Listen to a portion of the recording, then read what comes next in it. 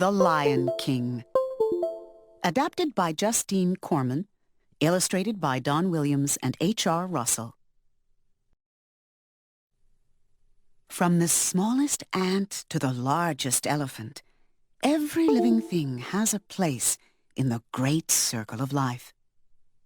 Mufasa's place was as king of the lions. Sarabi was the queen. And their newborn cub, Simba, would one day take his father's place as the Lion King.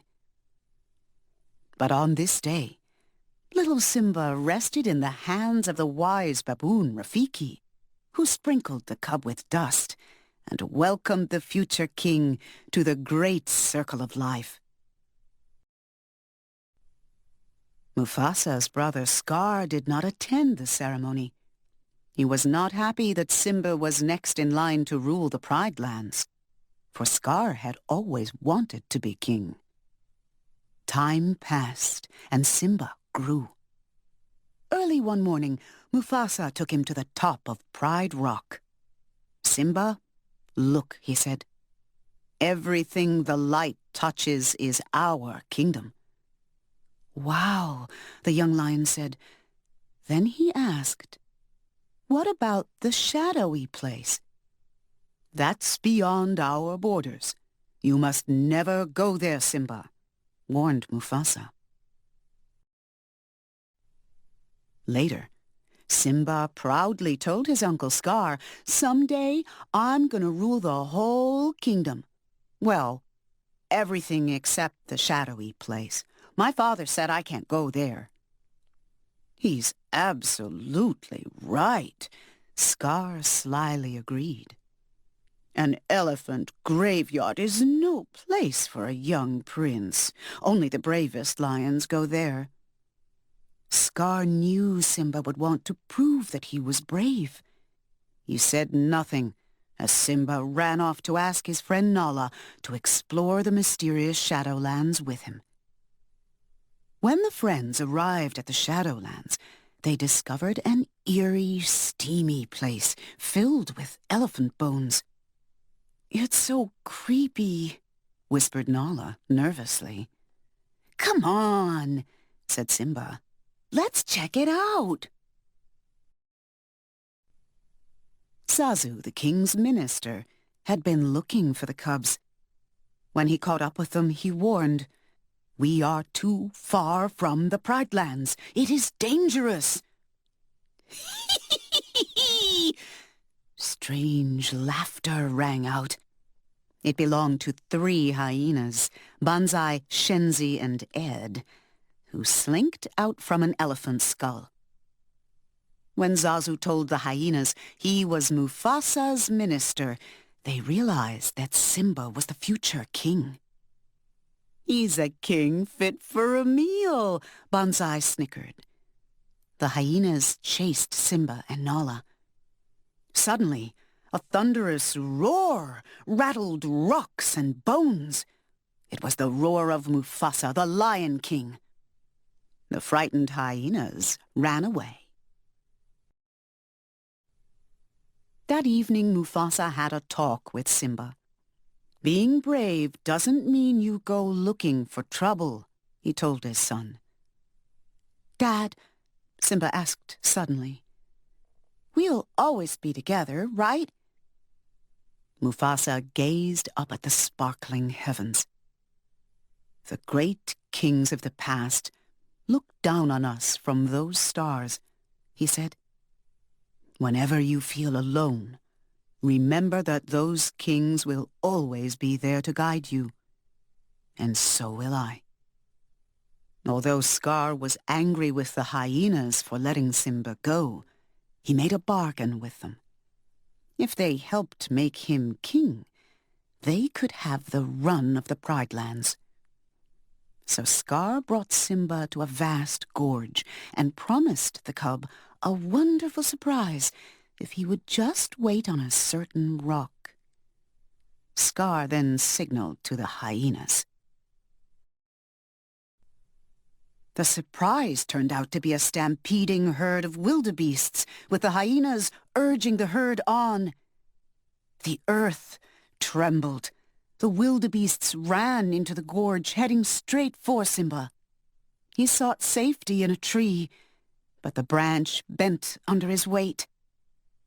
Just before Simba would have fallen beneath the pounding hooves, Mufasa grabbed him and carried him to a rocky ledge.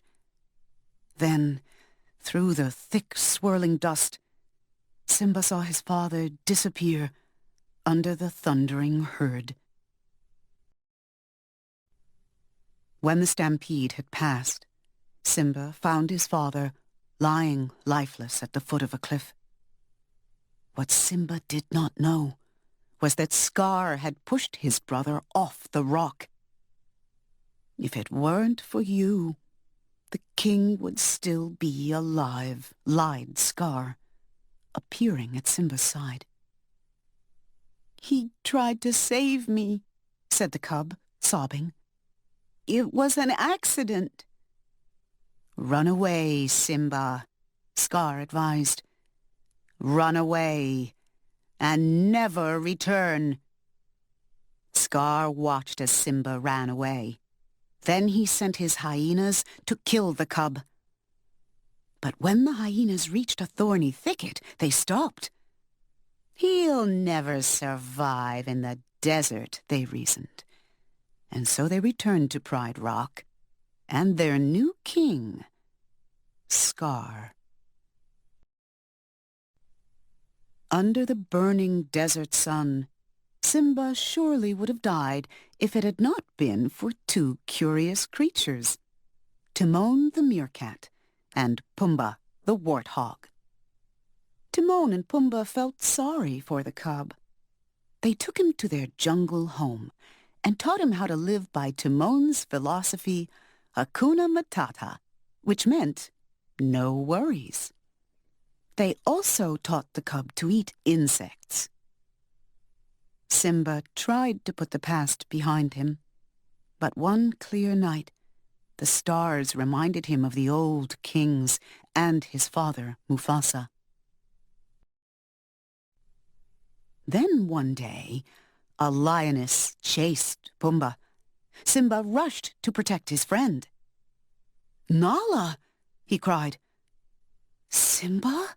the lioness said. "I thought you were dead." The friends embraced. Then Nala told Simba that under cruel King Scar, the Pride Lands had become barren and the animals were starving. Hyenas were everywhere. But Simba refused to go back and take his place as the Lion King. He did not feel worthy. That night, wise old Rafiki found Simba alone. He led Simba to a small pool. Simba saw his father's face in the water. Then he heard his father's voice. "Simba, look inside yourself," Mufasa said. "You are my son and the one true king. You must take your place in the circle of life." So Simba set out for the Pride Lands to confront the false king. Later, his friends Nala, Timon, and Pumbaa joined him. "I'm surprised to see you alive," sneered Scar as Simba approached Pride Rock. "I've come back to take my place as king," declared Simba. With an angry snarl, Scar forced Simba to the edge of a cliff. As Simba struggled to hold on, Scar leaned down and whispered, "Here's my little secret, Simba. You didn't kill your father. I did." Simba's heart filled with rage, and the strength of 10 lions surged through him. He struggled up onto the rock, leaped on Scar, and the battle began. Nala bravely led the other lionesses against the hyenas. Even Timon and Pumbaa joined the fight. The battle raged until all the hyenas ran from Pride Rock. Simba chased Scar to the top of Pride Rock and cornered him. Scar whimpered, "No, please, have pity on me." "Run away, Scar," said Simba. "Run away and never return." But when Simba turned his back, Scar attacked. Quick as the lightning that flashed above, Simba sent Scar flying over the cliff to the hungry hyenas below. So Scar's evil reign ended, and Simba took his rightful place as the Lion King. In time, King Simba and Queen Nala had a cub of their own. Way atop Pride Rock, their child rested in the hands of the wise baboon Rafiki, who sprinkled the cub with dust and welcomed her to the great circle of life.